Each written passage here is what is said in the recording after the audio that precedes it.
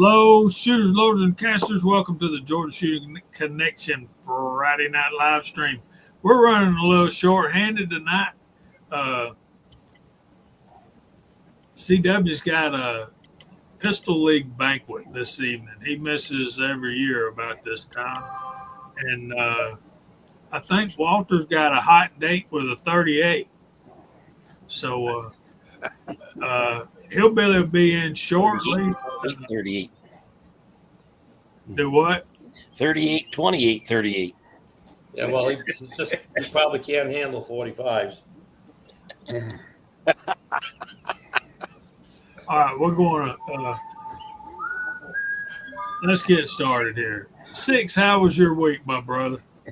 Oh, it was pretty good. It was another weekend of life and a machinist. So, getting up and going to work every day. That's about it for me, other than that, somebody turned the summer button on here. It's gotten hot and dry. It's hot and wet here. Yep. There's more rain through the middle of the night. And let's see, 80 degrees right now. Yep. At 8:03 p.m. Yep. Looks like my battery went dead on my monitor. Just replace it. No, that's all I got. How about you, Gene? Well, it's 80 degrees here. It's been relatively dry, so I've gotten a lot of miles on my new BMW K1600B. Love riding that thing, man. Such a rocket ship. That thing is just crazy fast, man. Oh, wish I'd have gotten that a long time ago. My week was work. My week was hard because I am doing my best to keep all you reloaders happy. Keep all of your supplies stocked up through all the orders that you make through us. Greatly appreciate all of you. But that's about all I've been doing. I'm still dealing with a toothache. On antibiotics now. Get that here taken care of here shortly, hopefully. Man, other than that, it's just trying to do what I do, man. Do what I do. How about you? I want to get back to that shortly, but go ahead, Andy. How you doing, buddy? How was your week? Yeah, work is work like the rest of us. We all do it for a living, unfortunately. And I don't see any time soon that I'm going to be able to stop doing that. But just turned 72 a week ago, so still kicking. I got less years in front of me than I have behind me, that's all. But happy belated birthday. So far, so good. Thank you. And I saw that Gene, if you guys didn't see the short that he put up about priming his brass. You okay? I got to get one of those. No, yeah, right. I prime 50,000 at a time, and it's a continuing process. I mean, they have a roll sizer for the 9mm and stuff. How are they doing that?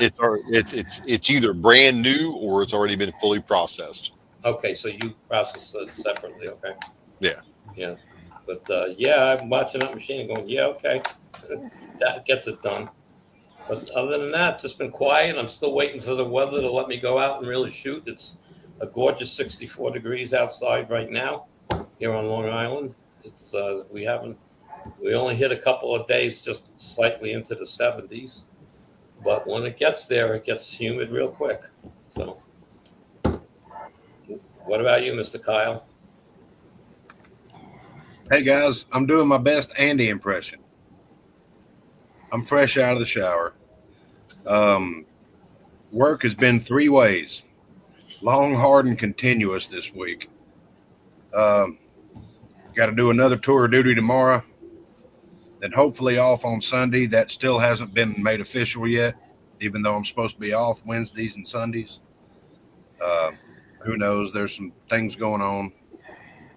And I've already been told, be ready if I call you at 5 o'clock in the morning on Sunday. I'm like, okay, great. So we all know what that means. But yeah, I'm in Jamie's world. It's 80 degrees, humid, and going to rain here shortly. So that's where I'm at. Mark, what's up with you, buddy?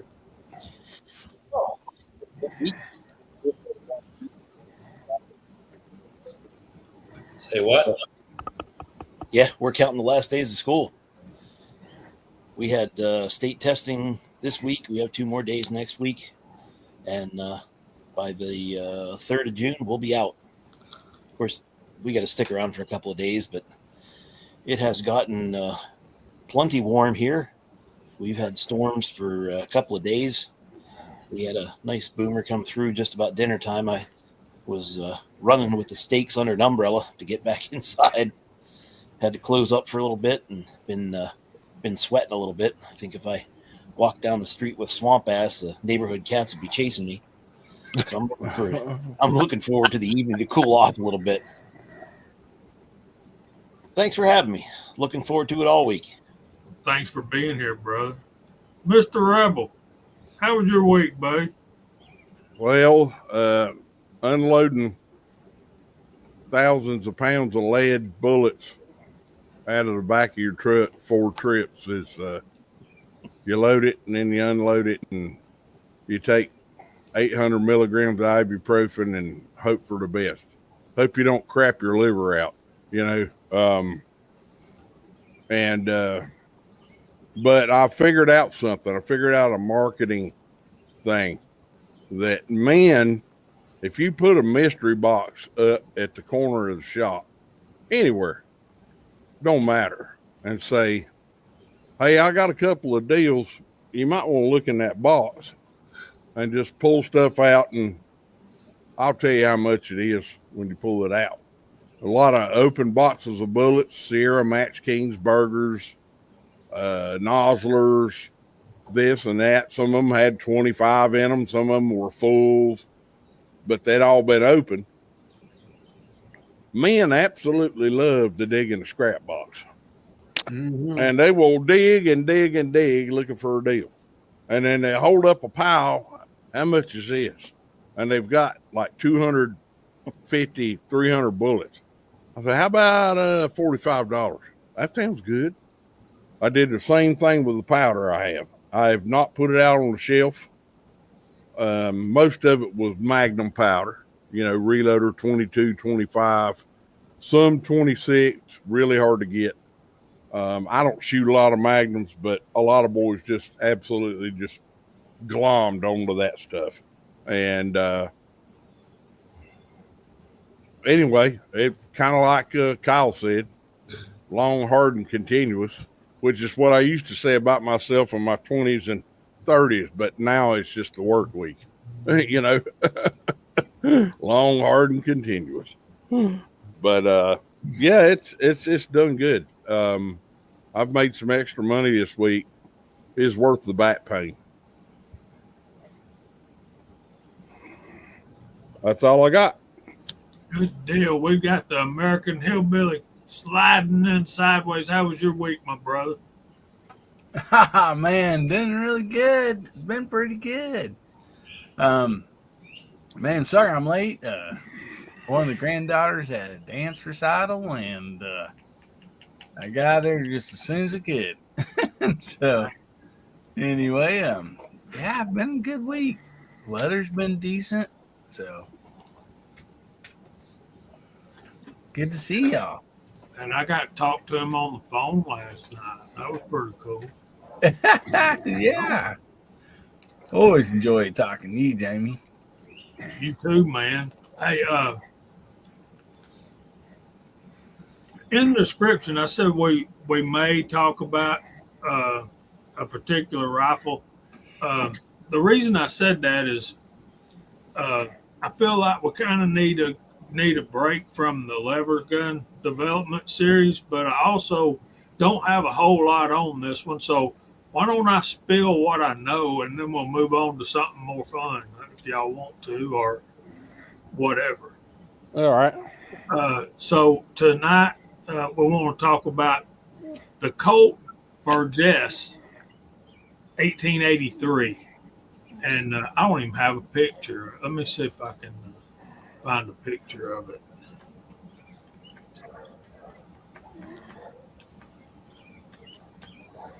Of course, it came in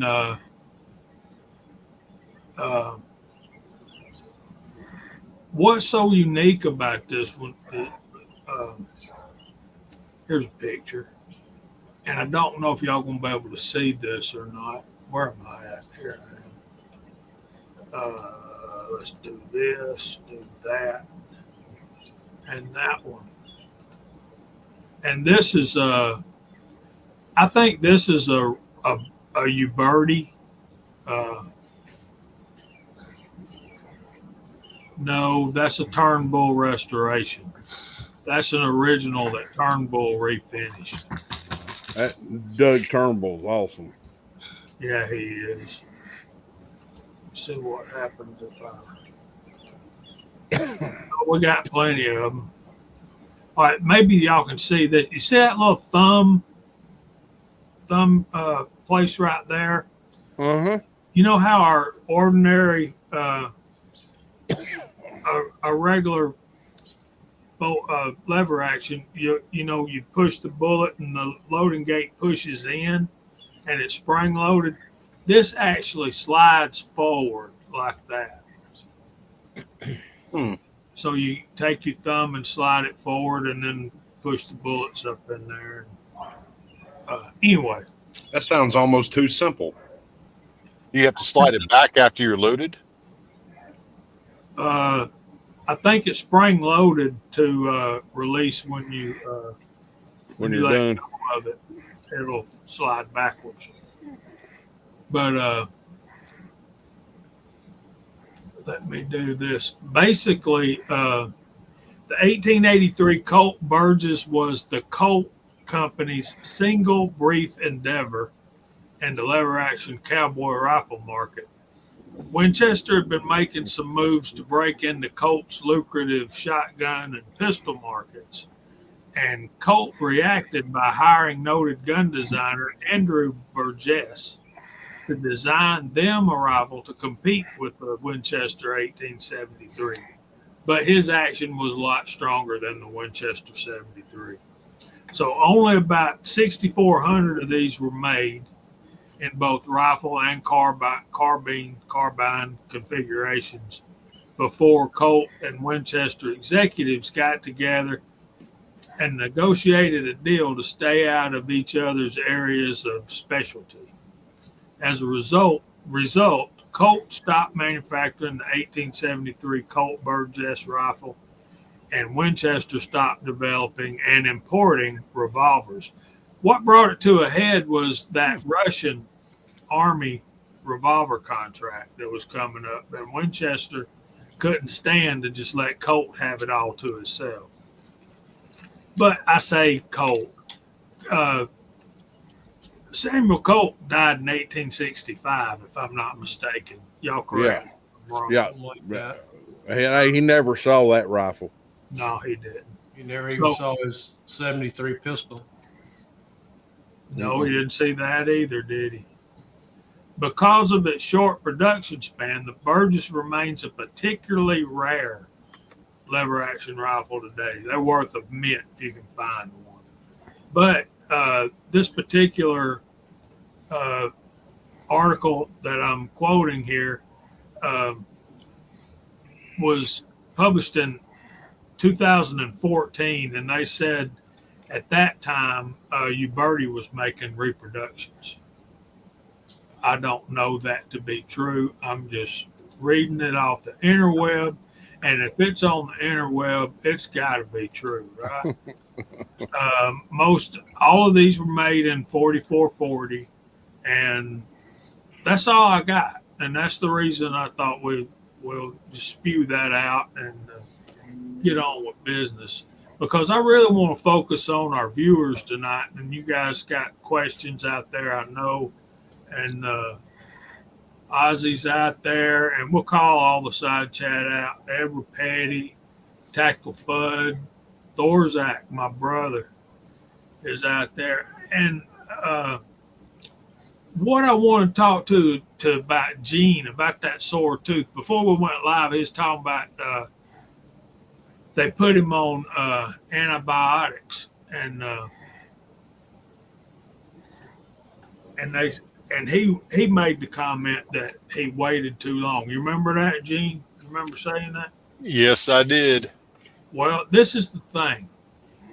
You call up to get an appointment for your doctor or your dentist or for your vet or to take your dog to the groomer, it's usually 4 to 6 weeks out before you can get an appointment, right?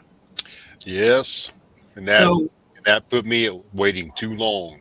right. So, yeah. Wow. I can call my dentist right now and she'll come out of her home and meet me at her office. Well, I don't have any zinc to offer her. I mean, she James, does like tattooing, and that we did talk about that option of maybe doing some bartering down the line for some caps and stuff, maybe. But you know, I mean, my dentist, the dentist I've been using here, she's great. Uh, Worst I ever had to wait was 1 day, unless I told her it's really killing me, and she says, "Come on in." Gene, is that thing abscessed? I got the infection all the way up under my eye. Yeah. Yeah, I'd The- say it's the- abscess. Yeah. The one abscess tooth I had, Well, that was the most pain I've ever experienced. I couldn't get away from it, you know. well, I'll tell you what. I'm not a super tough guy, but I'm very pain tolerant. You know what I mean? Mhm. I was in a motorcycle race, crashed in the middle of a race, broke my arm, and drove myself to the hospital. Mhm. You know, it's like I just held it up and just drove to the hospital. So I'm pretty pain tolerant, and I've been tolerating this for a long time. And I made the appointment. The appointment was about just over 3 weeks out, and but when she seen the X-ray, she was like, "Are you experiencing any discomfort, Mr. Ashworth?" And I It's said, going toward "Well," my brain. It's I said, going "Well, toward my brain. it's sore." She was like, we're gonna have to do the antibiotics for 10 days before I can do anything to you. I said, "Just please pull it out." She said, "No, Nope. that will lead to other complications if I pull Yeah. it out right now." They've changed Yeah. the way they do it. Yeah. So She says, "We got to treat you first." He says, "We used to pull it and then give you antibiotics. No more. Works No. better the other way." Well, when I went to the dentist with my abscess, he said, I don't see any infection, but I do see a hole.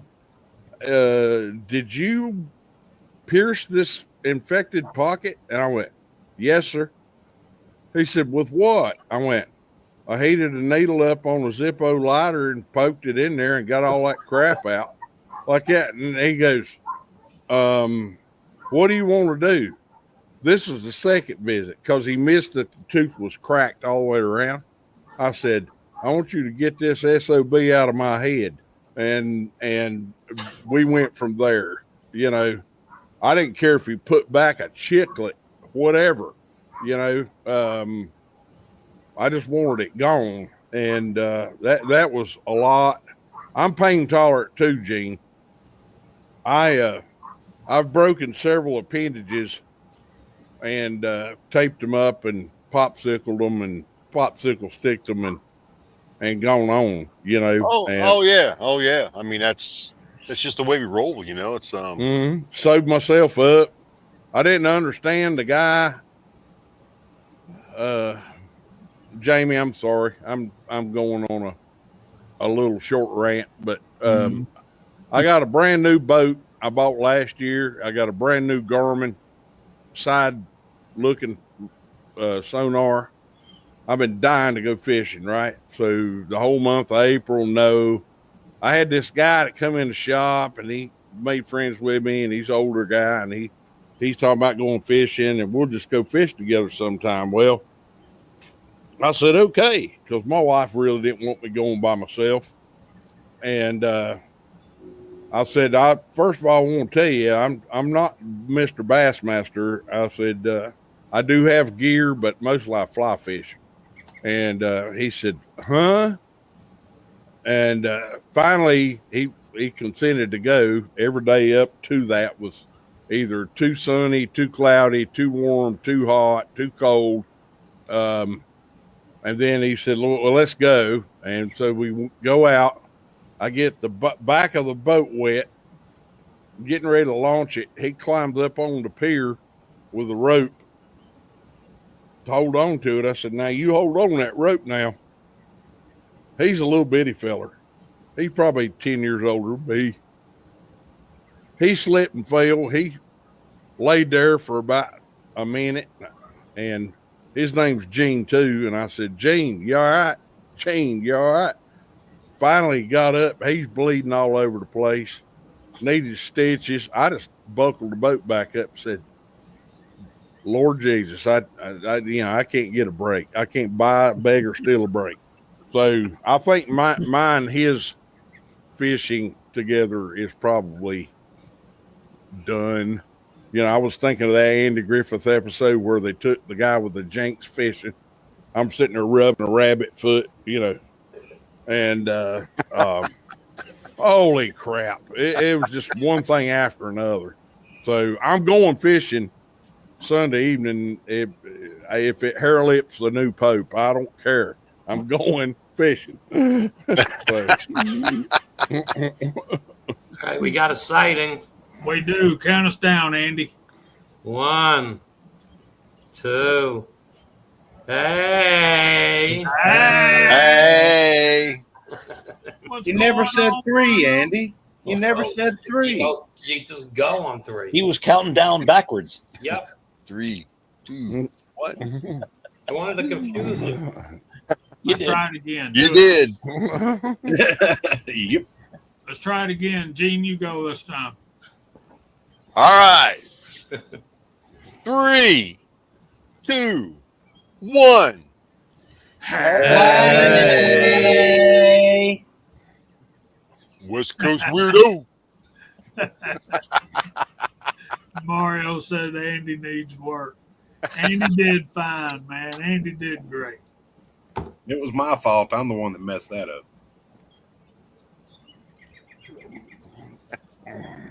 So if y'all can get your hands on a Colt Burgess, however you pronounce it, yeah, those are those are high dollar.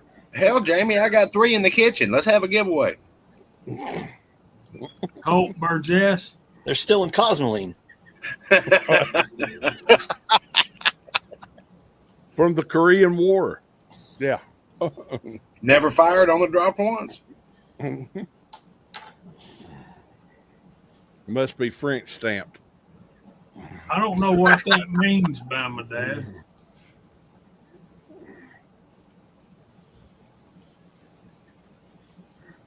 Forced reset triggers. Yeah. Yeah, they dropped the ban on those a while back. No, it was back and forth, but now it's trigger ban is over. For now. They just need to leave everything alone because none of them that are making these rules know what the heck they're talking about. Well, they went back and forth on that pistol brace, and not too long ago, they arrested a guy who had a CZ with a little fold-out pistol brace on it, and they arrested him. 10 years, $250,000, and it went all the way up, and the internet, the guns and gadgets, and all those different guys that talk about Second Amendment news, they started calling their congressman, and it got all the way up to Pam Bondi, and Pam Bondi went. She just said, "We're no longer pursuing this. Thank you." Well, I mean, there was a time not that long ago where I'd wake up on Monday morning and, yay, I'm free. Tuesday, I'm a felon. Wednesday, I'm free. And then That's Thursday, I'm a felon. Then Friday, hey, I'm free. And then Saturday, they're at the door. I mean, it was ridiculous. Well, think about how manufacturers felt, and they're pushing the envelope. I mean, they were making pistol braces more stock-like, and I'm like, oh, y'all are poking the bear a little bit. But Kevin Brenningham, who invented or stole the 300 blackout from J.D. Jones, He was the president of AAC. Yeah. And his concept of a short barrel rifle was the honey badger. Well, he saw a way with his company Q to make the honey badger, and it only be a no stamp gun if you didn't buy a silencer with it, and put a pistol brace on it. Well, they raided his shop. They were going to throw his butt in jail. And the way I look at it, if it's legal when I buy it, go pack sand. yeah, no doubt. But that's not the way they work. They're like, no, you go pound sand. Come with us, son. And that's not that, you're guilty until proven innocent. Yeah, So- I don't care if the ATF is at the door right now. There's only two people that ever call me son. That's my father and Jesus. Yeah, you're right. That sets me off too, Kyle. But they're an arrogant bunch of, you know what? I've had to deal with them, so yeah, they're tough. Well, they were previously supported by the previous administration, which they don't Oh have yes, anymore. And Nope. all those bullshit rules that they made up were completely uninformed. They went against the Constitution, and without the backing of the, at that point, corrupt DOJ, we just got bent over. Yep. And I'm not a big fan of Pam Blondie or whatever the hell her name is, I'm not either. but at least we're getting somewhere. They took down those stupid pictures in the lobby, and hopefully we'll get back around to doing things the right way and not trying to. At least she's listening to her boss. You know what I mean? Yeah. Yeah. Instead of exploiting loopholes and doing everything they could to screw everybody. I mean, let's be honest. You don't have to have anything on a buffer tube, put it up your shoulder. And they tried to exploit that by saying any surface area that's shoulderable. So they were doing everything they could to screw. And finally, we're getting back around on the other side. Well, I had people coming to me at the shop and asking me, is it legal? Is it not? And I had one guy bury it in the forest and just being an idiot. I mean, he was being an idiot. And I said, when you shoot, I said, do you ever look up? I said, are there U.S. drones flying over you? And he went, no, I don't think so. I said, do you have black Suburbans following you home? No. I said, then don't worry about it. Just don't worry about it. But people got all head up about it. So, yeah, I had one guy, like I say, he buried his pistol brace in the woods. And when one of the times they flipped or flopped, like Kyle said, he went out to get it. Somebody dug it up and stole it. So apparently someone was watching his butt. I told him, I said, the ATF did it. They stole it from me. I said, they confiscated it. Well, this will go with what Abigail just said. If it comes time to use them for what they're intended for, nobody's going to be checking for tax stamps. No. And, you just hope that the guy that's in charge of the Hellfire missiles is pretty much on our side. I was about to say your friend. But yeah, because if he ain't, you can talk all the bad crap you want to. You're one red button away from being evaporated.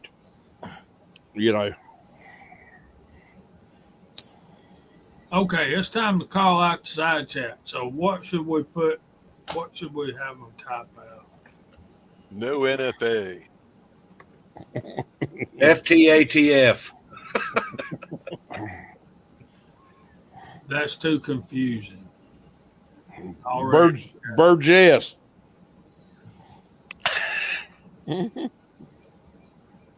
Miller Lite. I don't know. Something. Miller Lite. No, Daniel. All right, there we go. How about that one? Oh, geez, that's what I said. You said it was too complicated. You said it. He typed it. I could read it. I can't remember it when you say it. Well, anyway, I'm in. I don't have my phone on me. All right, we'll go with that. Are we going to get in trouble for this? We are. No. I'd never lead y'all down that road. Wait a minute. I thought that was freedom of speech. Oh, well, that's on the Bill of Rights, just like the Second Amendment is. Matter of fact, this is the first one. That's what Comey's next excuse is going to be, freedom of speech. All right, so Reloading from the Hot Pot was in first, and he's on the panel. And Andy, 79Z28, was a close second, and he's on the panel. We got Paul Loud out there, Mike Hester, Bobby Barlow, Edward Petty, Mark Thomas, Papa's Place, Tim S. Texas 6 is on the panel as well. Fluffy 10mm Jeep guy, M. Gabriel, Dale Pogue, Glenn Davis, I like it. Mr. Bob Bobalina. I hope I said that right. Mr. Bob. Ron 2A Matters, Rich B. Mr. Pollard is out there. Bama Dad, Paul Loud, Glenn Davis, one guy, Abigail Finnegan's out there. Let's put that up there so we can, and it was Rollis's idea, so of course he's out there. He's going to be making some range ammo. Good deal. Good deal. Good deal. And the Crazy Scotsman, Grits. Red Raider Reloading's out there as well. Good to see you, buddy. And Hillbilly kind of dropped off, didn't he? Yeah. He didn't drop off. He went away. Yeah, maybe he'll be back later. I bet they got grandkids, though. I mean, he said his grandkids had a dance recital. I bet you anything they all piled in on him. That's not a bad thing. Nope. I look forward to those days. I'm in them right now, man. They're great. The ATF got Hillbilly. The ATF got him. Had a pistol brace on a high point. Yeah, they confiscated all of his high points. He was shooting at White Claws.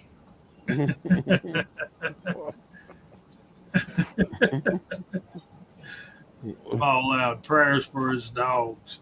So what kind of topics do y'all have out there? I don't know, but we need to stray off of politics. Well, we're not really talking about politics. We're talking about rights. But yeah, okay, let's stray off.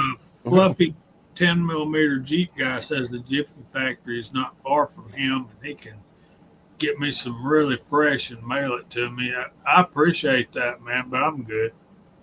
I don't want you to waste all that money on me, man. I got plenty of Three Rivers cornbread mix or cornmeal mix in the pantry, so I'm good. Yeah, they make that in downtown Rome. That's good stuff right there, brother. That's the best cornmeal mix I've ever found. I don't use mix. I make it from scratch. Well, I mean, it's not mix, it's cornmeal. Yeah, cornmeal. A lot of people don't realize you take cornmeal, you put baking soda and baking powder in it, it'll rise just like flour. Yep. I always, depending on what I'm making, I add a little bit of self-rising flour and some baking powder to it. Yeah. And, man, you got a cake you can stuff anything in the middle of. Yep. I wish Walter was here for this question. As a new reloader, does 41 Magnum present challenges? Not really. I wouldn't think so. I think the biggest challenge you're going to have reloading 41 Magnum or 41 Special is going to be getting the brass. Yeah. What do y'all Yeah. think? Yeah. And if you're, I don't know if you're new to reloading or not. If you're not, ignore this question. This is for the people that are. Don't try to crimp and seat in the same step. You're gonna wad that brass slap up. That's a no-no. Mm-hmm. Yeah, I've got accordions on my wall of shame. I don't do that to anything I reload. The crimp is a separate stage. Absolutely. Always. Absolutely. Always. Buddy of mine bought a die and tried to seat and crimp at the same time and called me up. It's like, I can't get this right. It won't set up right. It keeps smashing this and this and that. And I said, stop. Stop. Either make it your seating die or your crimping die. Yeah. Just Then go buy a crimping the die. exact same die and then set it up for a separate process. Now that's one Lee product I really like, and that's the factory crimp die. Yeah, That really works good. it saved me a lot of issues on my 44 Magnums because I was loading some footballs in that thing. Yeah. And it got rid of the bulges and everything else and put a wonderful crimp on it once you set it up. If you put a Hornady locking ring on that thing and put it in a Dillon instead of that big honking ring that Lee uses, that is a great finishing die for the last step. Yep, sure is. I love it on my 44s. I like that new micrometer that Walter was showing for the crimp die. Yeah, I hadn't played with one of those yet. It seems interesting, but They're cheap enough too. Starline. Like $23. I've got it for my Starland has bullet. brass right now. Yeah, I've got it for my bullet seating dies. As far as pistol and small and large rifle, I use those micrometer toppers now, and they're wonderful. I need to get that crimp one though. Kyle Red Raider got a question. What was the name of that? Three Rivers cornmeal mix? yeah, Three Rivers. It's in a yellow and brown bag. Yellow outside, brown center with Three Rivers on it. What separates cornmeal from cornmeal mix is it's got the baking soda or baking powder in it. Yeah. Yeah. And people that mass manufacture mixes don't know what cornbread's supposed to taste like. Yeah. So this is the thing about that is you can look at cornmeal mix the same as you would self-rising flour. There you go. Opposed to all-purpose flour. M. Gabriel wants to know our comments on reloading the expensive 357 SIG. I got nothing for you on that one, buddy. I don't do that one. Not really. Again, it's just it's bottlenecked, right? So Yeah.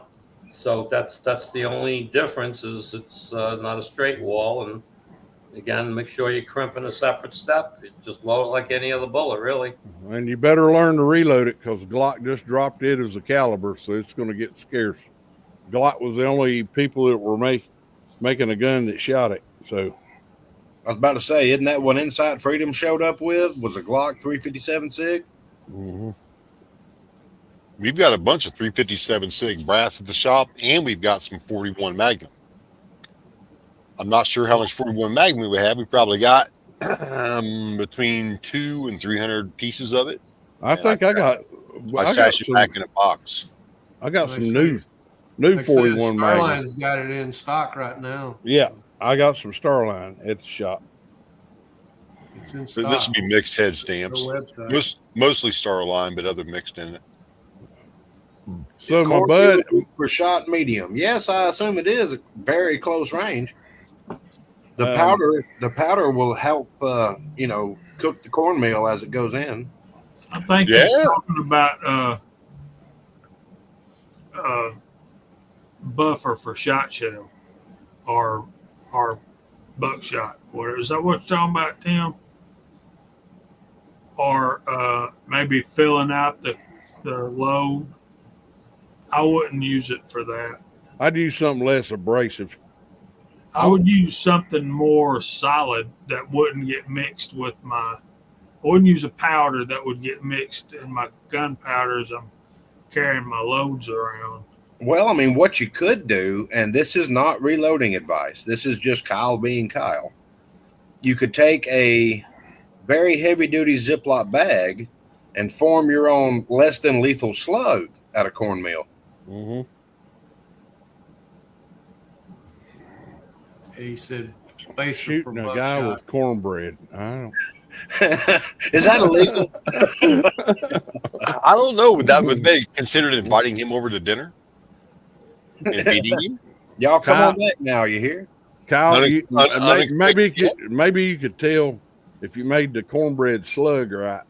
You could tell if the guy was a Yankee or not, kind of like a silver bullet or a werewolf. You shoot him with that cornmeal slug. If he dies, he's a Yankee. All right. Yeah, he's talking about filler and buckshot rounds. That's what I'm looking for.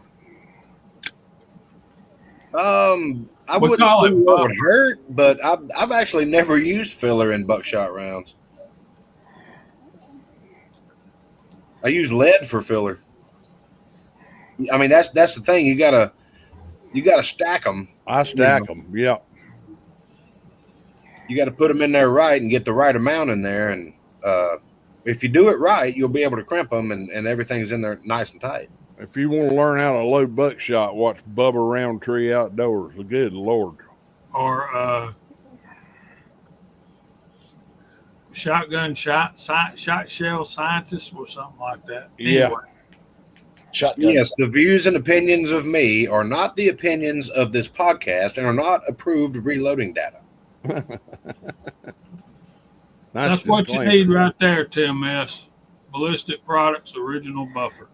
Yep. Just use Lord. I've heard that too, Andy. I makes them slide in the target nice and quick. I bought me a roll crimper from Ballistic Products, and I like making roll crimp buckshot loads. By God, they powder good. Yeah, just put your little card over the top. Yep. I load all of our cowboy loads are roll crimped. Yeah, they're pretty too. You know. I found one. It's a Russian roll crimper, and man, that thing is nice. Is her name saw it. Svetlana? Do what, Gene? Is her name Svetlana? Svetlana. Svetlana, Oh Jesus! a Russian roll crimper. It's. I mean, it's a nice simple package. It's got a. Shut up, Gene. So Svetlana. It's got a little C clamp that you put like the way I use mine. I've got a stool that you sit at the kitchen table, and it like C clamps onto that stool, and you just pop it in there. It's got a little lever for leverage on it. You adjust the tension, and you just turn the thing, and when you get your crimp right, you're done. It's awesome. I think it was like $20 with shipping. I got a little electric drill press. It's about that tall. Oh yeah, those work fine too. But I'm just doing stuff in my reloading room, playing around. Kyle, I got 2 of those last year to show, and when I bought them at the show, I thought it was a 20 gauge and a 12 gauge, and until I got it home and really looked at them and put them up against live shells or regular shells, I found out it was a 12 gauge and a 10 gauge. Oh wow! So I got a roll crimper for my 10 gauge, but I only fire 1 shot a year. Yeah, I don't blame you. That's all you need. Well, I That's wanted your to. chiropractor visit right there. I don't even have enough empties to reload anything. Yeah, 10 gauge stuff ain't cheap. Nothing for them is cheap. No. Mm-mm. No. And I need to order some stuff from Ballistics for loading black powder shotgun. I'm getting low on supplies there. Yeah, I've never played with that whatsoever at all.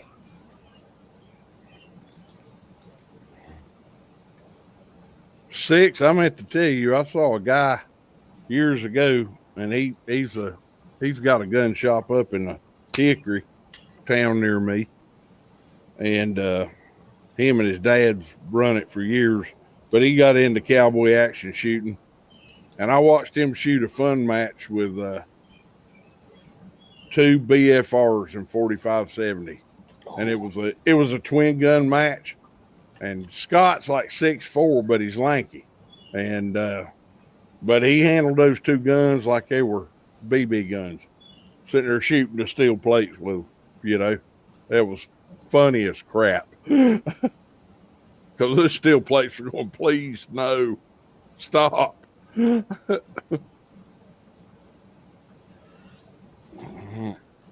I've been wondering when we usually have our cowboy match. I've only been to one. I'm really wanting to go to my next one. But it's the third Saturday, and I was thinking it was going to be tomorrow, but it's the next Saturday, right? No, that'd be the fourth Saturday. The third Saturday is tomorrow because I got an open mic night playing guitar. Naked. No. I'll have my Andy Z28 bathrobe on. Oh, Lord. I hope that knot holds. Tomorrow's the third Saturday. Sitting in a beanbag with a bag of Cheetos.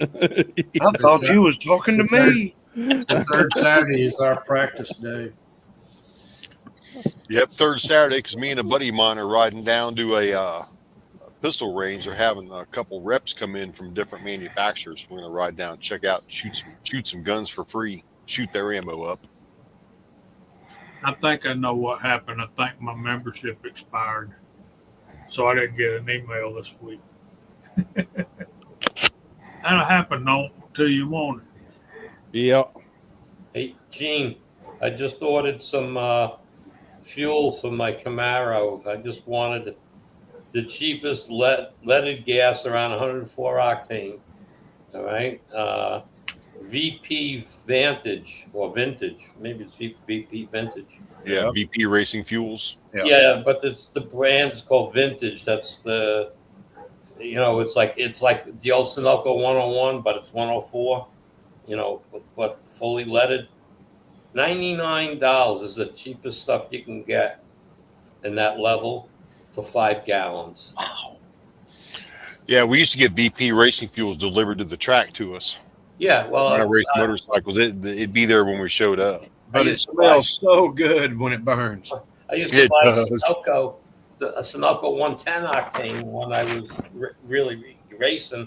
I cut it back a little bit with just some, other gas. But basically, that stuff when I raced, and you're only talking, I haven't raced in about 9 or 10 years now because just no local track anymore.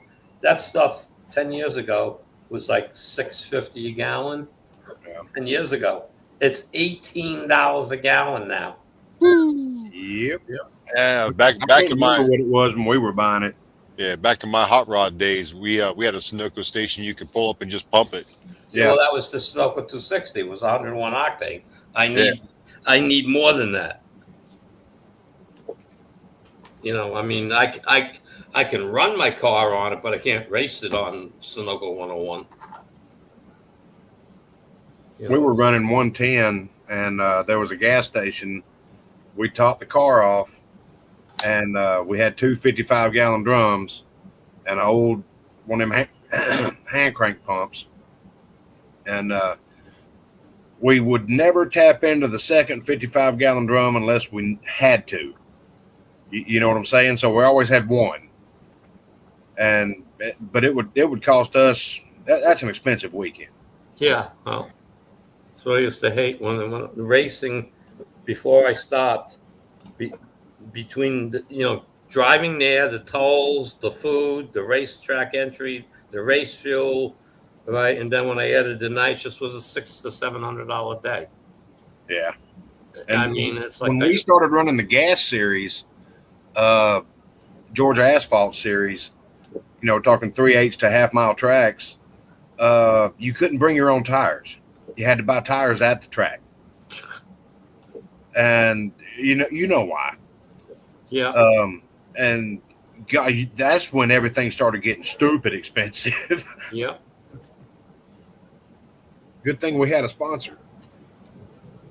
Yeah. Pull out at the car. The way it runs best is with a roughly 104, 105 octane. If I'm running with the nitrous, I want to run less than 110. But I don't You, run a lot of nitrous, but I just want to protect it. yeah, you're talking straight lines though. Yeah. Quarter mile racing, that's different. Yeah, It's all in from the light. we just had to make sure that the car would turn left. That was it. Yeah. I really wanted to have them confuse all you guys and make the tracks go in race and the reverse directions. They have to do right turns. Well, that's fine. I just race in reverse. But it's because the suspensions are set up for right-handed turns. Yeah, you put the transmission in backwards and just Yeah. drive in reverse. Kyle. I cruise the car. I go to car shows, whatever. Okay. I use airplane fuel, F gas 100. It's 100 octane low lead, but I want a higher lead content. I got everything done. I can run lead-free gas, lead-free gas, but I don't like running that. But it's just crazy. I just wanted to fill up the nitrous bottles this year and put some real gas in it and go to my little spots and give it a few shots.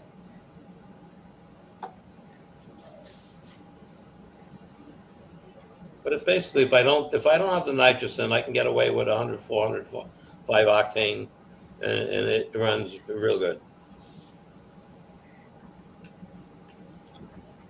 Just once you break into the 10s, you don't want to go slower. That's all. No, not at all. I mean, I'm happy with 11.3s. That's what the car runs on motor, and with a 75 hit, I get 1095, 1096s. So that's fine. Hey, the car's got 1,000 runs on it. Never been opened. The motor's never been apart. Other than putting every 2 years new valve springs, but that's only because it's a wear item. Yeah, that's maintenance right there. That's maintenance item. Hell, I had a spare engine in the basement. In my 69 Dodge Dart, we did all the work to it and took it was a 2-door, so it was a swinger. Took the inline 6 out of it and shoehorned a 440 in it.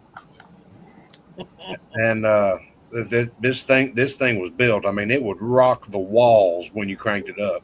Yeah.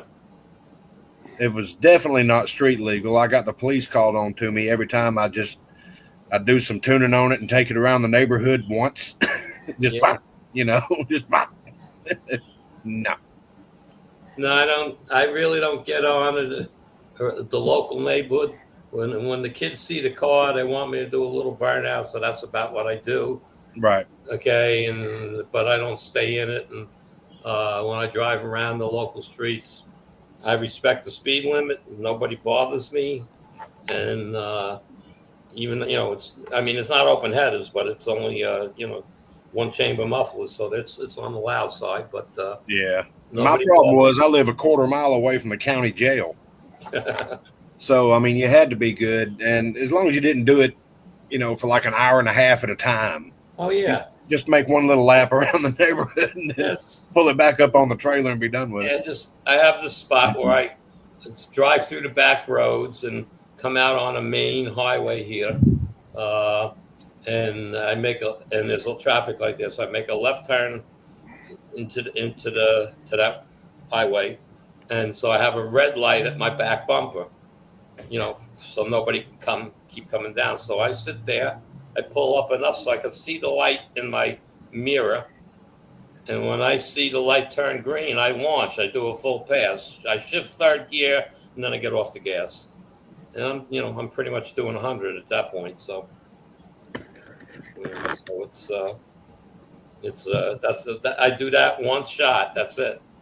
Cops never bothered me because I'm not racing anybody, and it's just the area where I go from that light to the next intersection is about 3/4 of a mile. There's no side streets that come directly into the street, so it's kind of you don't have to worry about somebody coming out on you. That's a pretty good little pre-made track. Yeah. Oh, they race over here all the time in the summertime. They have a spot on it's called William Floyd Parkway, but it's they go out here and because the road goes. If I were to make a right, I'm heading towards a bridge that takes you over to Smith Point Beach, and they race from that light to the bridge, which is just over 1/4 mile. So they race there all the time. If y'all want to watch something fun, watch North Wilkesboro this weekend. Back when I was going to North Wilkesboro, they threw chicken wings on the track when they were displeased with something. Guys, I'm going to bail. Okay, I got to get up and do my thing in the morning. So I'm going to be in slide chat for about 10 minutes. So good seeing everybody. Well, thanks for being here, buddy. Good to see you, brother. Take care, everyone. Have a good night, Andy. So One of the most fun racing events I've been to in a long time was back home in Western Pennsylvania about 10 years ago, and Evansburg Airport. It's a short strip. They had flashlight drags, and they just had locals bring out whatever they wanted to run, and it was safe. There was no crashes. They had support. They had fire. They had EMS. It was just a lot of fun. I think the best thing I saw run out there was one of those Hemi Grand Cherokees. Boy, it tear up the track. Oh, one of those SRT8s? Yep, on pump gas. It was crazy.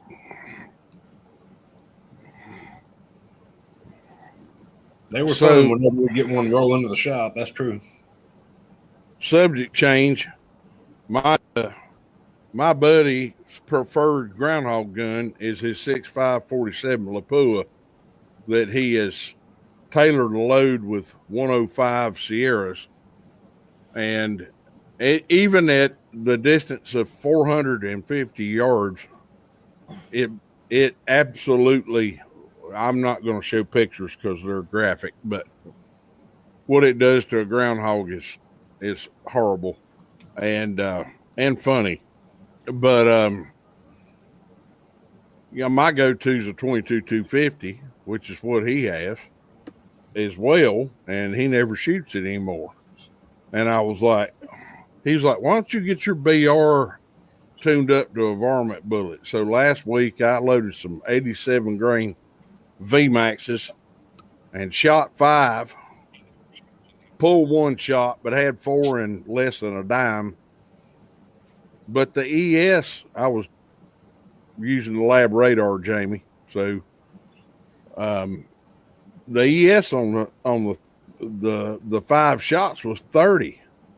And I was like, man, that's high. That's high for varget. So I started looking at case feel, which is usually a culprit, that or neck tension. And I knew my neck tension was good. I just annealed these cases. So I added another half grain. So I'm at 30.5 grains of varget. 31 grains fills the case up all the way to the rim. And I didn't want a compress load. I just wanted to sit the bullet down on the powder and see if that lowers that ES. So that's the project I'll be working on post fishing this weekend. That in the garden. well, there's 3 Jeep Discovery. You ready, Gene? Yep, I'm ready. Ready as I'm going to be.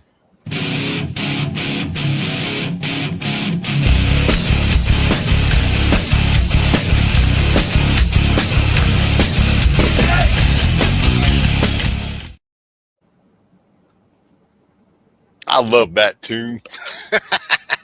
of it too. Man, I got to get me a new webcam. This thing looks grainy as all get out from my point of view. But I'll get to that one of these days. But tonight, I found one of these come through the machine, and I see these so much at the events. I guess I kind of take this round for granted because I see it so much. I see so many open guns running this, as well as some single stack guns. And that is 38 Super. Yep. Super. This is a Super 8. This is a 38 Super plus P in a nickel case. That's hot. Nice round. We don't see many of these come through the machine, and the ones I do see come through, I put back in a box. And local buddy of mine, Matt McLaren, Custom Guns, builds 38 Super guns and has quite a clientele for the 38 Super open guns. So I donate them to him, and in turn, when I want something done, I get a little bit of credit out of it. You know, he treats me really, really well because I help him with some once fired cases. Do you know where that caliber came from? That is a USA caliber. I knew you were going to say it down south, but this is an American caliber. It is an American caliber. Do you know where it's most popular? Mexico. It's most popular in different countries that have banned 9mm because of NATO. Exactly. So, but the 38 Super is widely used in competitive shooting for open guns because of the high velocity and the high power factors you can get with very little powder in these. And low recoil. Well, put it in. Put one of the put a 170 power factor into a 1911 and tell me it's low recoil. Well, I mean, you can get recoil out of anything, you know. Well, these are meant to be loaded 4+ P rounds for high performance rounds to meet major power factor. Yeah. Okay. And that's the majority of it's loaded. So you put this in 1911, and you're gonna, if you're not used to it, it'll surprise you. I've shot one through just a 1911, and it was a zipper, shall we say. But let me read you a little bit about this round here. I got it punched up on my phone. Sorry about the get off there. We had a storm pass through, and all the power in the house went out, and then half the house came back in, and then the other half came back in. So I don't know what that was about, but we're back on duty again. The 38 Super, also known as 38 Super Auto, 38 Super Automatic, and 38 Super Plus P is a high-pressure variant. It is a pistol cartridge that fires a .356-inch diameter bullet. It was introduced in the late 1920s as a high-pressure loading of the 38 ACP, also known as 38 Auto. The older 38 ACP cartridges propels a 130 grain bullet at 1,050 feet per second, whereas the 38 Super pushes the same bullet at 1,280 feet per second. The 38 Super has gained distinction as the caliber of choice for many top practical shooting competitors.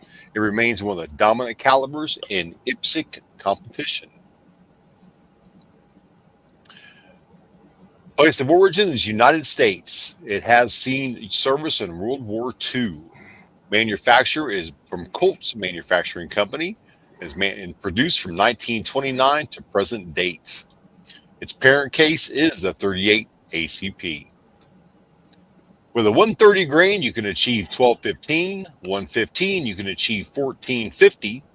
147, you can achieve 1225. The 38 Super originated with the Colt M1900 pistol chamber from a 38 Super cartridge in the late 1920s. Colt improved both the gun and the cartridge to go with it. The 38 Super was capable of penetrating automobile bodies of the late 1920s. But it was deemed as lacking stopping power due to the initial lack of hollow point factory loads. When jacketed hollow point rounds were introduced nearly 40 years after the 38 Super introduction, plus P plus 9mm ammo that equaled or surpassed the Super ballistics were already available on the market. That's a brief history of the 38 Super. really cool round. I shoot with a lot of guys that still shoot open guns with 38 super rounds. Shot with a guy this last weekend. So I'll be having a video coming out of my shoot this last weekend. I didn't do too bad. I shot limited 10, which is mainly used with a single stack 1911. And of course, my choice of caliber for my 1911 limited 10 is 10 millimeter. Someone said to me, they said, just because it's limited 10, that's not 10 millimeter. I said, what? That's what I get from it. I said, no, man, you can shoot 9 and 40 in limited 10. I said, but it's limited 10. It says 10 right in it. It does. So I brought a 10 millimeter.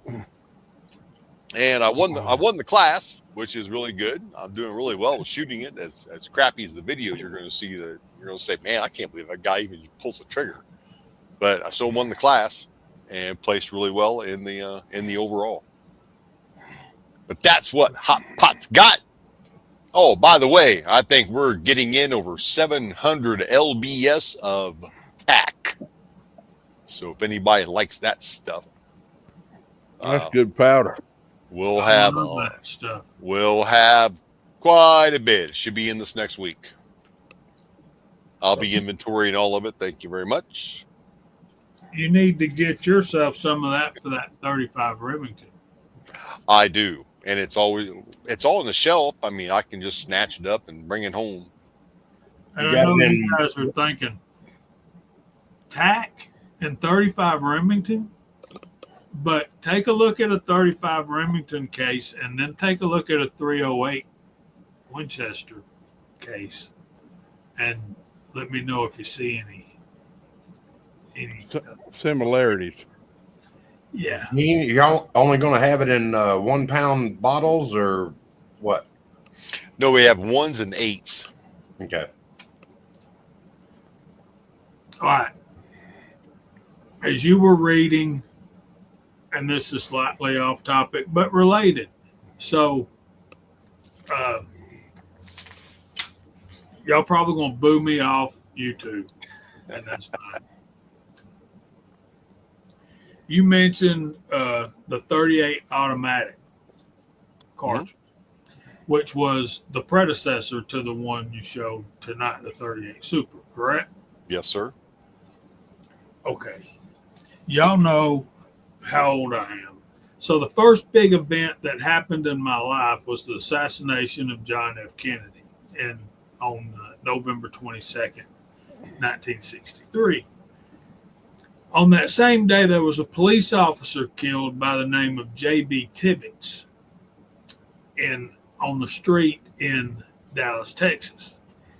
When Lee Harvey Oswald was initially arrested in the Texas Theater by the Dallas Police Department, the initial charge was for killing J.B. Tibbetts. Mm-hmm.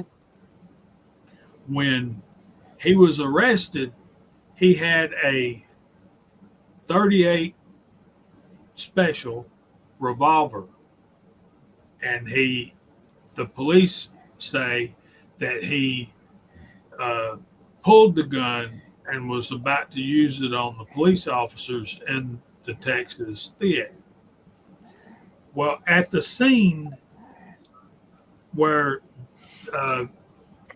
Officer Tibbetts' body was recovered and where they were investigating, guess what they found? Don't tell me. They found brass. They found brass. I've never heard this, Jamie. Guess what caliber it was? 38 Super. 38 auto. Okay. So if you just, first of all, 38 auto will not work in a 38 special. Period. It won't. Neither will 38 Super. Right. Well, if you have a 38 special and you shoot a police officer, are you going to stop and dump your empties out of the cylinder? See, there's a distinct difference between 38 Smith and Wesson, 38 special, and 38 automatic or 38 auto. Yeah, the auto ejects the shells. Right. You cannot stop it from hitting the ground. I mean, you can stay around and pick it up if you want to. Now, when they recovered and tested these rounds of 38 auto, it was found by the ejection marks on those pieces of brass that they came from two different pistols. So what you expect us to believe is that Lee Harvey Oswald killed Officer Tibbetts with two different semi-automatic, I'm assuming 1911s. But when you arrest him in the Texas Theater, he has a fully loaded Smith & Wesson. Well, I don't know if it's a Smith & Wesson. I assume that it was not a Smith & Wesson.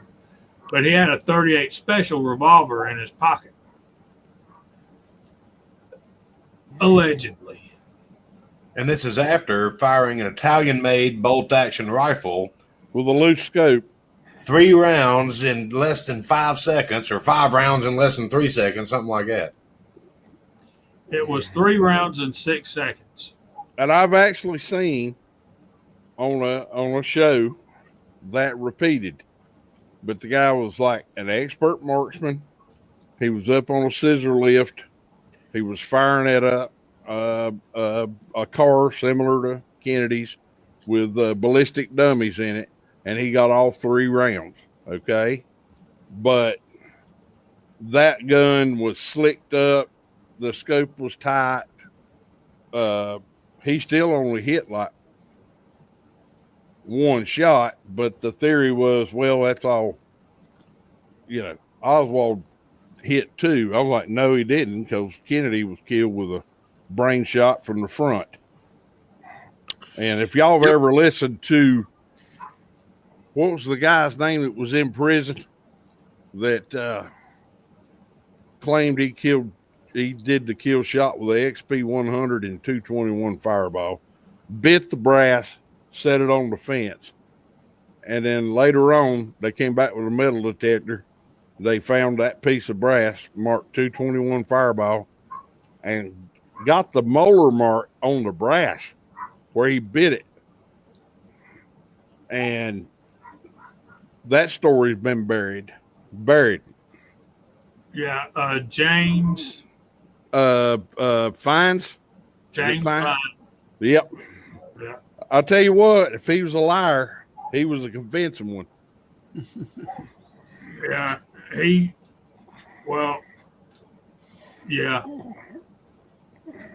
yeah. No, it wasn't Jesse Ventura. No, Jesse Ventura would have had a handheld Gatling gun like Predator.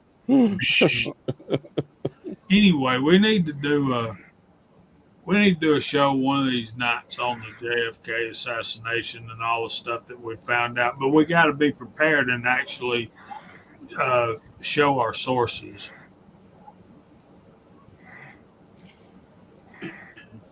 Has any of that stuff they released come to light?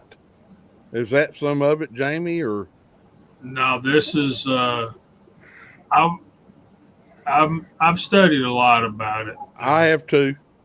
And go ahead, Six. I'm sorry. I was just going to say, y'all see where CBC is going to build a plant in Oklahoma? Mm-mm. No. Yep. Supposed to be building a $300 million ammo plant in Oklahoma. That's good.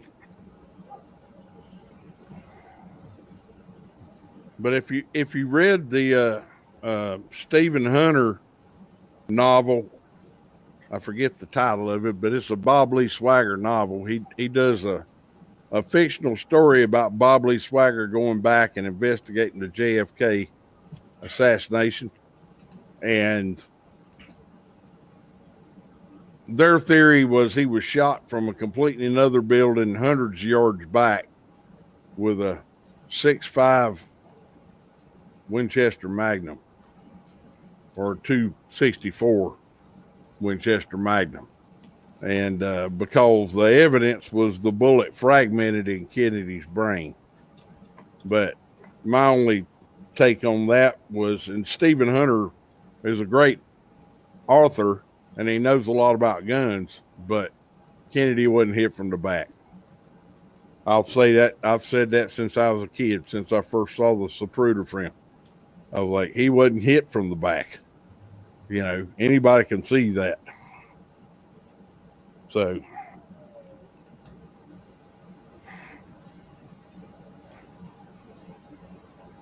Bobby Kennedy was even weirder. His assassination was even stranger. But because he wasn't president, that made the news for 15 minutes, and then poof, it was gone. James Files. Files. Yep. That's it. I think he's dead now. Yeah, he died of cancer in prison. But y'all want to see his picture? He's a long-haired country boy. Like Kevin Costner said, back and to the left. Back and to the left.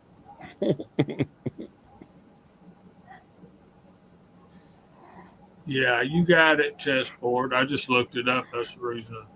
I'll show you his picture.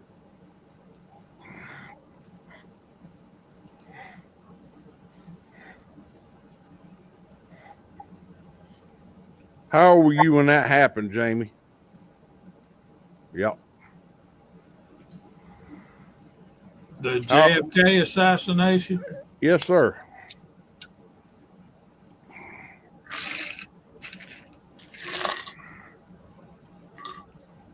"15 months and 12 days old." Well, it happened about that long before I was born. I was born in 65. So the first real event I remember is the moon landing. So if y'all want to hear his confession, it is It's a long interview, isn't it? it's an hour or close to it, and it's all you got to do is do a Google search of "I killed JFK," and then the ATF will come to your door.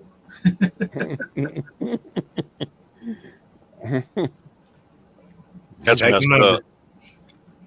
I imagine it won't just be the ATF. It'll be all kind of alphabets coming to your door. Yeah. I'll just post a sign that say I can't read. Mr. Pollard agrees, but I don't know about what. Oh, that one.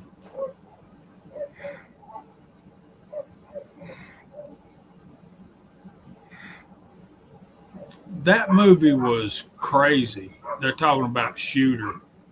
Yeah.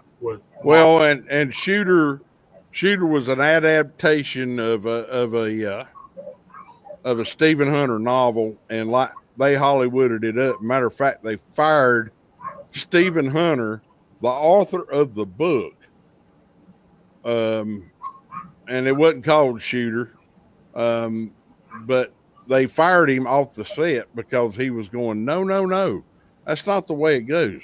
Bob Lee Swagger was supposed to be a Vietnam vet, extremely intelligent, force recon sniper, poor white trash out of Arkansas, and just a gun nut. And he stays one step ahead of the FBI in the book, and he stays one step ahead of everybody in the movie. I'm not saying the movie wasn't good, but it wasn't anywhere near the book. They modernized it. They put it in the modern day. So all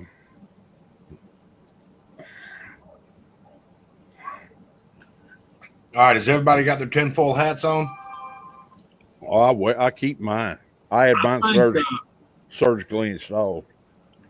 Do you know who was working for the CIA who was about 300 yards ahead of where Kennedy was shot, armed and hot and cleared to fire?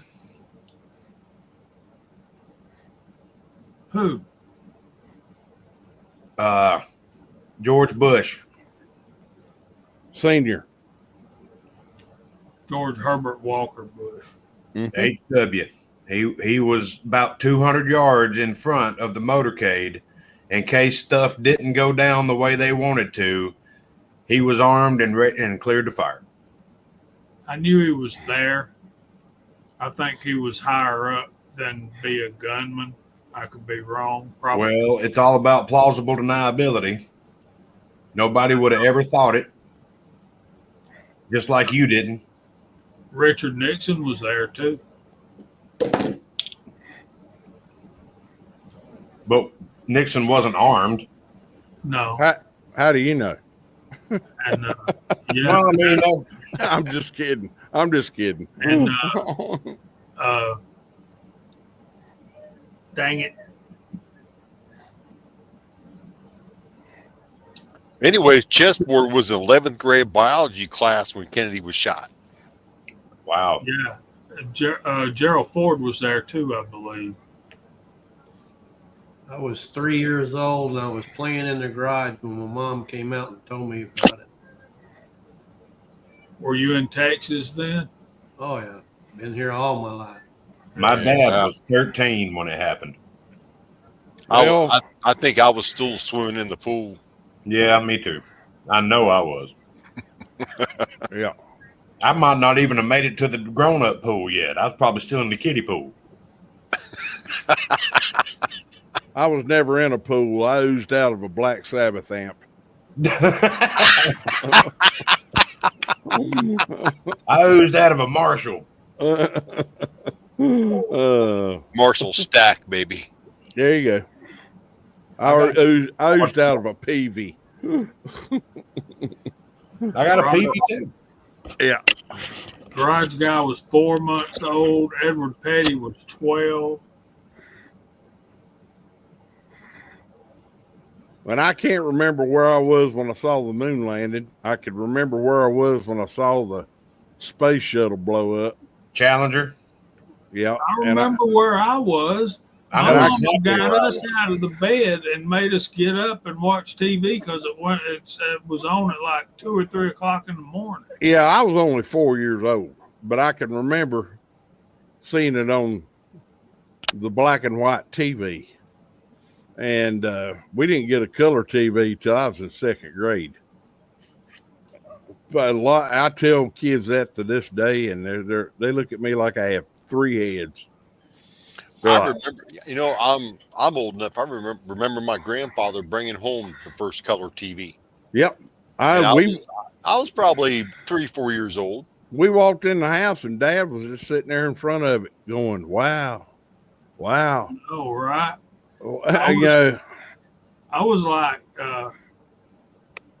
like junior high or a freshman in high school when we got our first color TV set. But before color, you had these black and white ones that worked off vacuum tubes. And so your TV would go crazy acting up, and you would go to the drugstore or whatever, grocery store, whatever, and they had a box or where you would go find the tube number, and you could take the back off of the TV, and it had a diagram, and it'd tell you what each one did.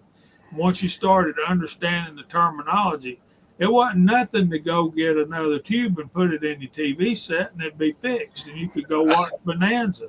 And then in my day, we had an antenna, and the automatic rotor thing broke. And we didn't understand why, and Dad would open up the sliding glass door at the back, and he'd holler at you as you turned the antenna and got the right picture. Well, the reason the rotor motor broke, it wasn't broke, the wire was frayed. So I went out there one time when it was raining to turn the rotor, and that thing hit that pole, and it lit me up. I think that's the first time Dad heard me cuss, and he went, "What'd you say?" And I said, "I'm out there hollering and carrying on." And he said, "Turn the dadgum rotor," and I was like, "I ain't touching that thing. You come out here and turn it." Yeah, we used to go to Walgreens all the time for them tube testers. Yeah. Yeah, man, we had tubes in the TVs, tubes in the stereo systems too. Yeah, Yep. buddy. You know, I've still got a drawer full one of speaker tubes side in my- quit working, and you gotta go get a tube. Yep. That was a thing, guys. I mean, Oh yeah. Hey, I'm old enough to remember this stuff too. I got a friend that he's into amps, and they're not old amps; they're new amps. They're running tubes in them. I've still got a drawer full of tubes for my Marshall. for the Yeah. sound, man, the sound quality is unmatched. Everything just repeats itself. You know, you go from tubes to electronics, and now we're back to tubes. Yep. Just like people wanting to listen to vinyl again. I said, you got this on vinyl? So you like hearing, you know, dun dun dun dun dun dun tick, dun dun dun dun dun dun tick, you know, whatever. I gave my daughter, she had no idea. I said, "Come down here to the basement, babe." And she came down to the basement. I said, "Here, why don't you take this?" There's a AC/DC Back in Black album. It's still pristine. And I gave it to her. I said, "Here, that's yours."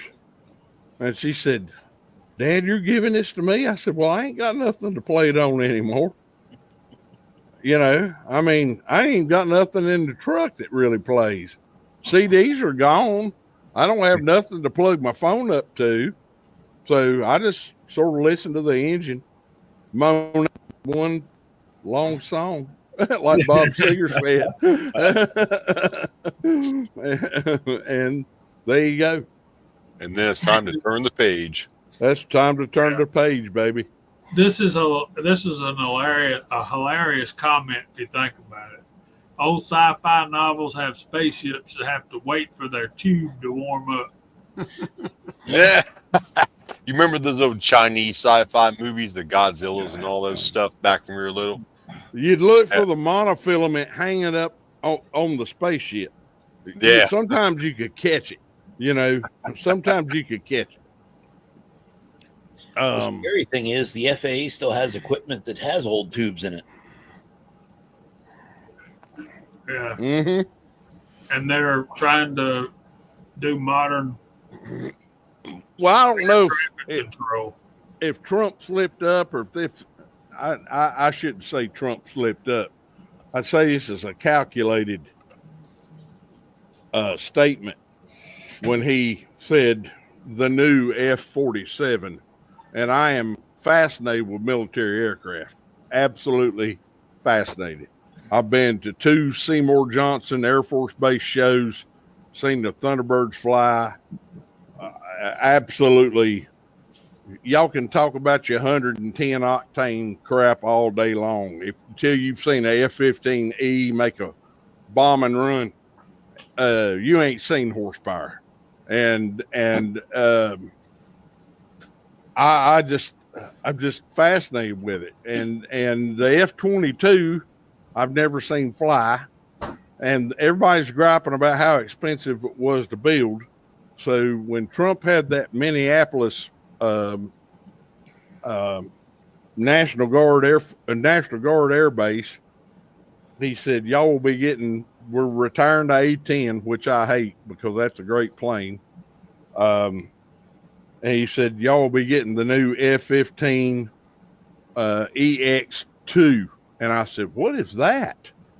Well, apparently the F-15 airframe is so stout that the C was like bad. And then they got to the E, which is stationed at Seymour Johnson, and they put bigger engines on it. So it's badass. So the EX2, they put bigger engines on it yet. And that's what they're going to have for like Air National Guard, backup, something they can sell to Saudi Arabia, whatever. But when he said F-47, I looked it up, Googled it. There's only an artist rendering of the daggum thing. And that's how top secret it is. That's supposed to be, and I think this will probably be our last manned fighter jet, because fighter jets the computers are holding the fighter jets back so the pilot survives. They can turn quicker, dive faster, climb quicker. And let's face it, Tom Cruise ain't really in the Air Force, so can't nobody handle that. Yeah, I know. Y'all ready for our verse of the week? Yes, sir. Yes, sir. Yes, sir. Bama Dad. 16-cylinder Rolls Merlin. Ain't that cool? P-51, baby. I asked Chessboard, he said you still get tubes, but capacitors are getting hard to find. I asked him today, did he still remember the resistor color code? He says, that's why I have a color chart. That's right. Ain't it about something about Violet will give willingly or something? There was a saying about it, but I can't remember it. I can't. So, yeah, my friend of mine taught me that one. All right. Before we get into the verse of the week, let's show this banner right here. Meet and greet at Bullseye Sporting Goods in Vail, North Carolina, June 30th through July the 1st. And y'all are supposed to remind me to do that earlier in the show, and I keep forgetting. So we hope all y'all will, or as many of you that can, will join us at Rebel's Place. So we have been doing some pretty intense verse of the week about Jesus's I am statements, and I wanted to lighten up things. And we have talked about this particular verse on our verse of the week before, but I think we need to. This was in my devotion of the day from David Jeremiah today. And I thought that would be a great verse of the week for tonight. So Matthew chapter 6, verse 5 says, and when you pray, you shall not be like the hypocrites, for they love to pray standing in the synagogues and on the corners of the streets, that they might be seen by men. Assuredly, I say to you, they have their reward. Verse 6, but you, when you pray, go into your room, and when you have shut your door, pray to your Father who is in the secret place. And your Father who sees in secret will reward you openly. Right here. No, right here. Verse 6, but you, when you pray, go into your room. The King James says when you go into your closet.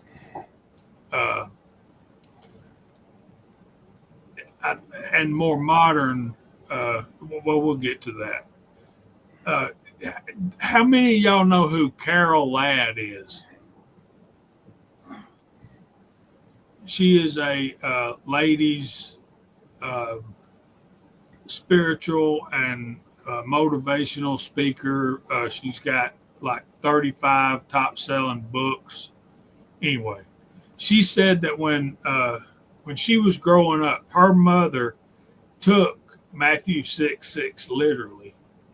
And she said, quote, Mom grew up in Texas, and everything in Texas is big, including the closets. When Mom wanted to be alone with God, she went into her prayer closet. Her parents knew that if they hadn't seen her in a while, they could always find her there. So newer translations render the word differently. in your inner room, your private room, your inner chamber, a quiet, secluded place. The idea is finding privacy to spend time with the Lord. If we only meet Him when we have time or happen to think about it, our relationship with Him will be haphazard. In order for God's Word to be effective in changing our lives, we must make it a daily habit and an enriching appointment. We engage in talking to Him, and that is in prayer, and listening to Him, Bible reading. Remember, your connection with God is a relationship, and a good relationship requires time and tending. Tend to your relationship today and every day. Irving Jensen says that reading and studying the Bible is a basic requirement for the Christian's growth, and happily it can be one of his most enjoyable experiences from day to day. In other words, you'll get to love it. You'll get to love that time you spend with the Lord. John MacArthur has a note there on verse 7 about the vain repetitions, and I think it's important to share here as well. Prayers are not to be merely recited, nor are our words to be repeated thoughtlessly, or as if they were automatic formulas. But this is not a prohibition against the importunity. So it's important. It's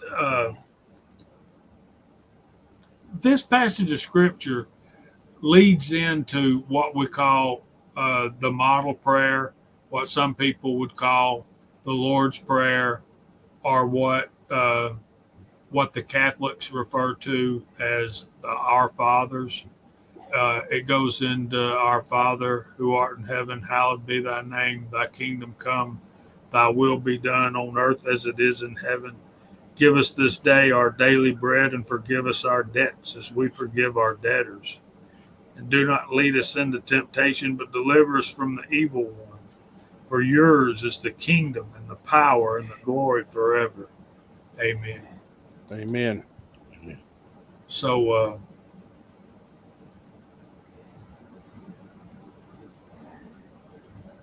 that's from Psalms by my dad. I have hidden your word in my heart that I might not sin against you.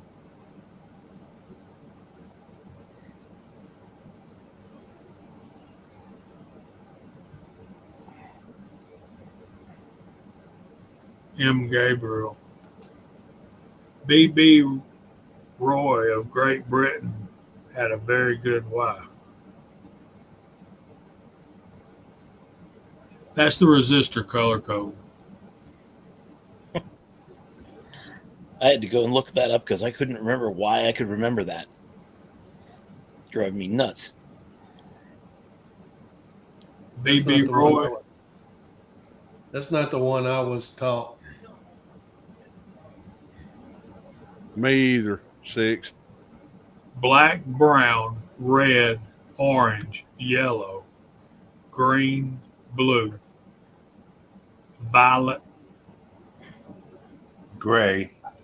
gray, and white. See, these old hillbillies know something. Man, it's been a long time. Anyway, It thanks has been. for indulging me with the verse of the week. I appreciate you guys, and we love you, and we want to share. And I appreciate y'all listening. I try every day on my way to work to be in that place.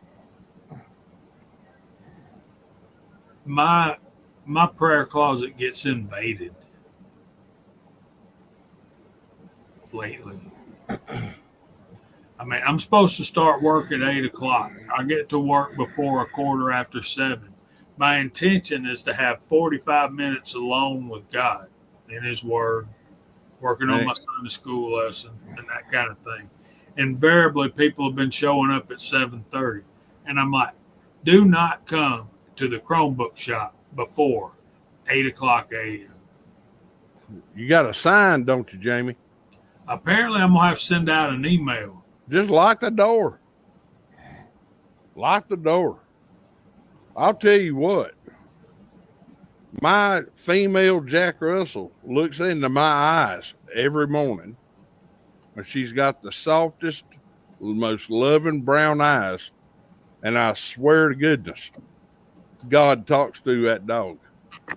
She sits there and looks at me like, I love you so much, Dad, that I don't know what I could do without you. And God loves you just like that. And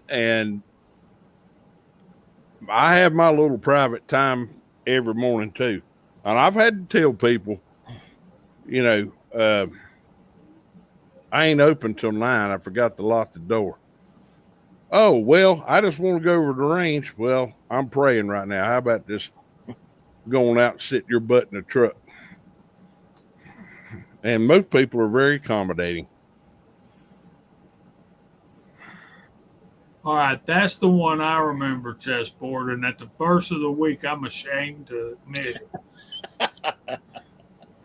Yep, that's the one.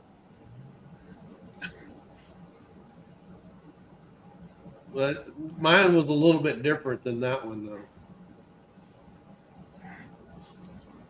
Bad boys.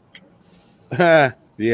Bad boys rape our young girls, but Violet gives willingly. Yeah. Oh, how we remember things. I had to look it up because I ain't remembered it in a long time. I used to build my own deer feeders and stuff, and I was trying to learn all those electronic stuff. And my neighbor, took all that in that when he went in the Air Force, he was helping me learn it. Now, I learned about the resistor code when I was, 15 years old as a mechanic in electrical part 2. And I was a very impressionable young person at that time. And I would have remembered that code. Bad beer rots our young guts, but vodka goes well. Yeah. So, and it goes black, brown, red, orange, yellow, green, blue, violet, Gray, white. gray, and white. I keep forgetting the gray and white. So 1, 2, 3, 4, 5, 6, 7, 8, 9 in that order. Correct? But Jamie, back to the verse of the week. Do you not find that people in the church that go down to altar call every week, and there's somebody like me sitting at the back of the church and goes, "My God, how much sin have you got done in a week? You just went to altar call last week." And the preacher's eating it up. He's eating it up.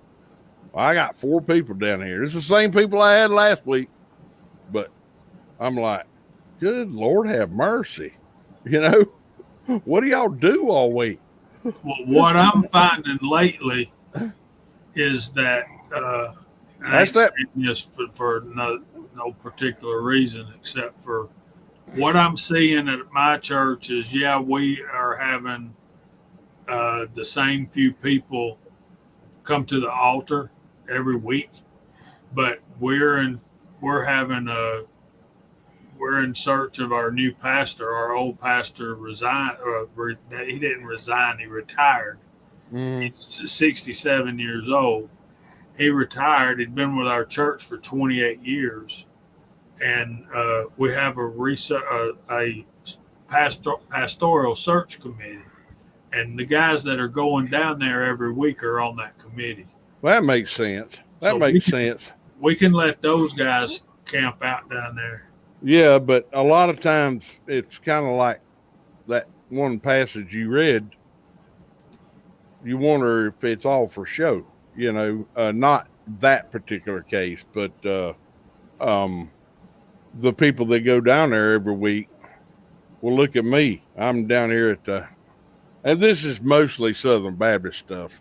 Now, Methodist, if someone yells amen, someone will, someone will actually poop in the third pew because someone yelled amen. Methodists are pretty quiet. I've been a member of both churches, so I know. I always say a Methodist preacher puts a lifesaver in his mouth, and when it dissolves, he's done with the sermon.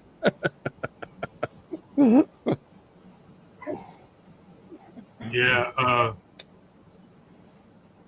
Ozark's out there. Hey, buddy. Oh man, he's down with the crud. I'm sorry, brother. He says that preacher works for barbecue. He wouldn't come be our pastor for barbecue. I'm telling you. We've got we have somewhere between 300 and 700 on Sunday morning on campus in both of our services. We Wow. basically we have a contemporary and a traditional. The traditionals with the choir and the orchestra, and the contemporary is the praise band, and the preacher preaches one time, and at the contemporary service, it is simulcast on big screen TVs. Well, preacher may do it if we get it catered by Biggins.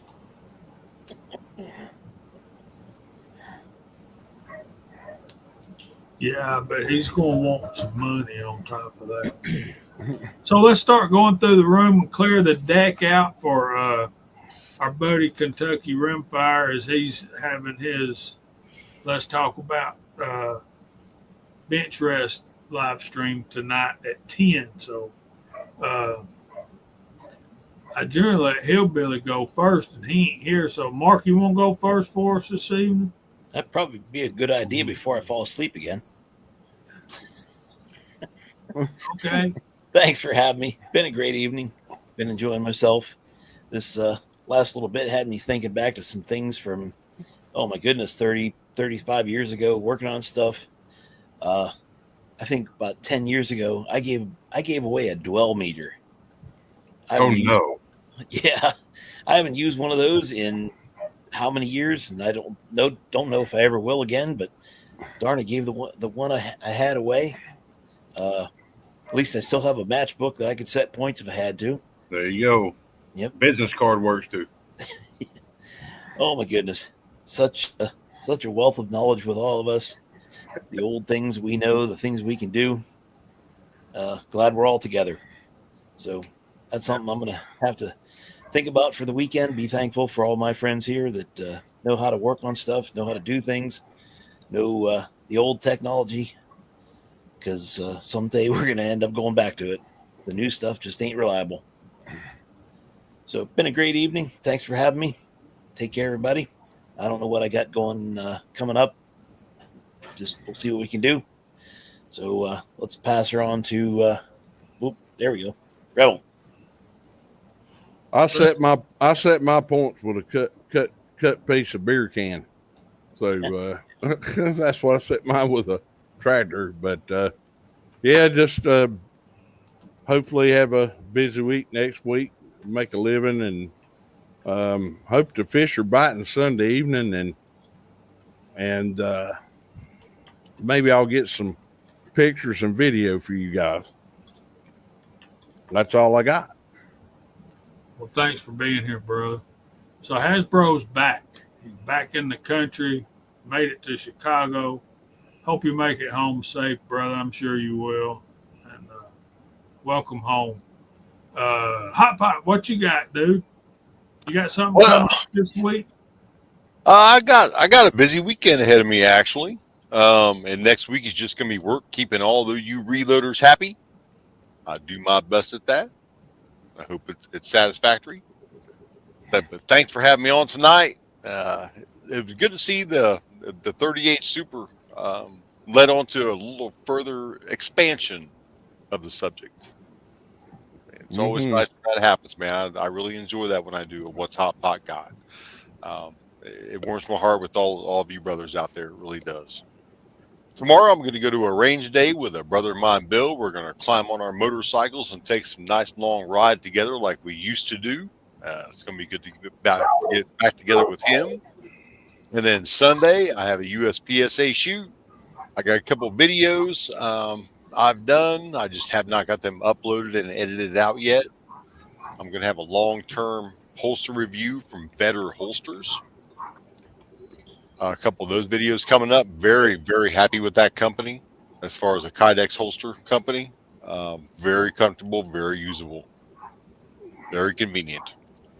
Other than that, man, I wish everybody a great, blessed weekend. Man, like Hillbilly says, make someone's day better since he's not here.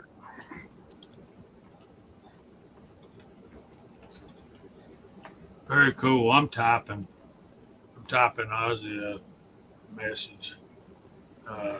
Who next? Kyle, you next? Yeah. What you Sure, got? I'll do it. Dude? Point me towards danger. I'm ready. I enjoyed the verse of the week, and I really enjoyed the 38 Super rant that went on.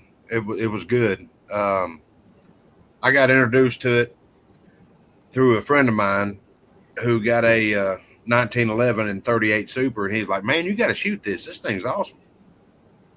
And I really enjoyed it. And I started doing a little research into it. But yeah, Gene, whenever you come up with some weird stuff, it's always fun. I enjoy it all. And I enjoy the side chat, cutting up with everybody. Like I say, tonight I didn't have my phone with me, and all I could do was just talk. So, but yeah, tomorrow I get to do another tour of duty, and hopefully I'm off on Sunday because I could use a break. And other than that, that's all I got. Six, what's up? Oh, not much here. I don't know if I can make it to the range this weekend or not, but Monday, wife got a doctor's appointment, and then I got some stuff coming up myself for doctors, stuff like that. Anyway, but I didn't even know there was such thing as a 38 auto coach. Yep.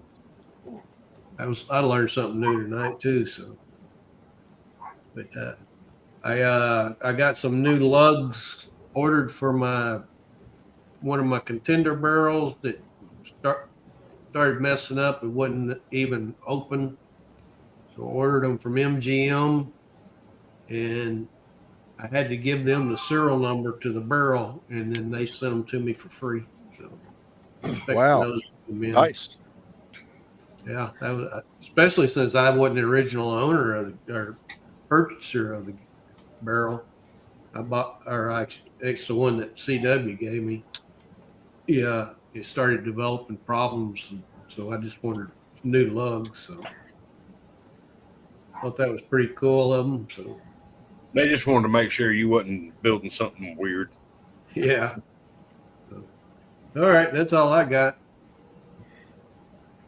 Well, man, I appreciate all you guys being on the panel. We all appreciate all you guys in the side chat, and thank you for spending your time with us. Time is your most valuable commodity, and we love you. We appreciate you. There ain't nothing you can do about it, and we hope the Lord blesses you all real good. And until next time, next Friday night at 8 o'clock. If he's willing, we'll see you then. Good night, y'all.